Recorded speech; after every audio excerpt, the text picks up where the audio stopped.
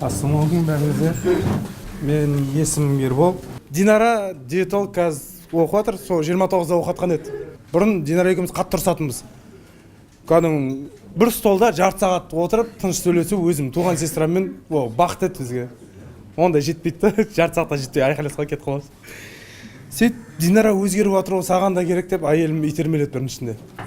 Қойшы деп, жүрдім, жаңа жыл өтті, сауда басылды, газель тұр.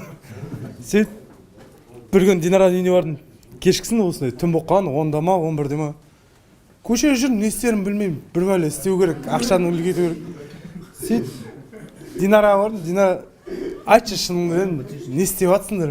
Мен видеоны көріп жүрмін, бәрінде. Біріншіден біз өзгеру тренингі жездең барды дейді.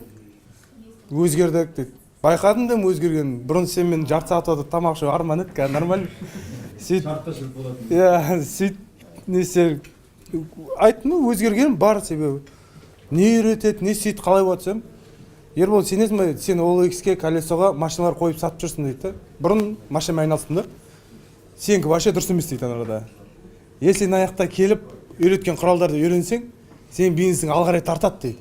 Любой істегеніңді қолынан келеді дейді. И сойын жарайды, барам дедім дейді. Бұлай таныстар арқылы мал сойып жүретіміз. Помните, қасапшылық сала таңдадым да шықтым ғой. Есінде, сойын қой дедім. Осы 29 жасқа дейін КамАЗ айдаған есіме түсті. Давай осының логистикалық центр сала қылып алайын дедім. Енді шүкір жемісін жеп жатырмын. Нормально болып қалды даже.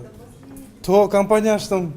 Бухгалтері, юрист. И бір қыз болатын. Сестрасы бір орыстың қолында логистик центрда жұмыс істейді, менеджер болып. Енді ана қыз профессионал, өзінің таныстары да бар, 4 жылдан асып кеткен істеп жатқанда.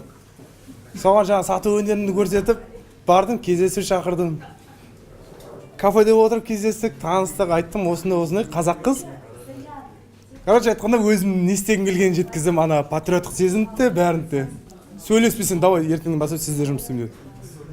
Сол көмегі жаңа жүйелеу дегенде тва жаңа бір заказ жасап, мен яқта жүрмін, ол істеп жатыр. Нормально екен негізі.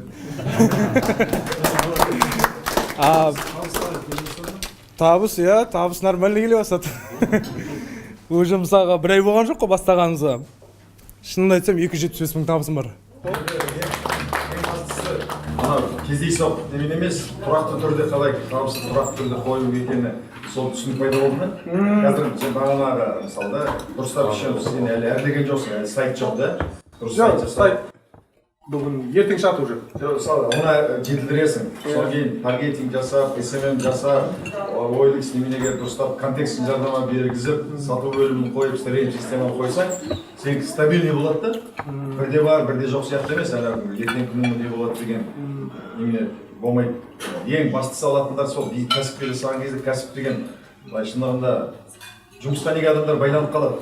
Стабильный зарплата да, мысалы 7-8 күні азда болсын, бір 100 мың болсын, 150 болсын, маған тұрақты түрде келіп тұрады, кәсіп болса болмай қалады ма деген қорқыныш болады да. Жүйе қойып тастағаннан кейін болды, стабильный болады. Жүйе қойып тастағаннан кейін бағана сатушының сүлгісін дұрыстап жасап үйреніп алсаң, қай жерге қанша жарнама беру керек, қалай беру керек. SMM-да мысалы Инстаграмда мен қарап отырамын, таңертең түсте міндетті түрде пост салынып отырады.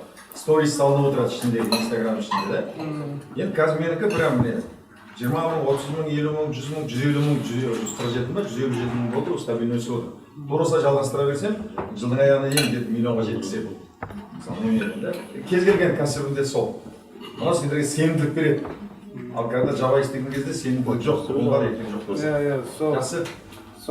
Ал сенімділік жоқ кезде адамда үрей болады, үрей адамға стресске келеді. Стресс деген ауруға апарады.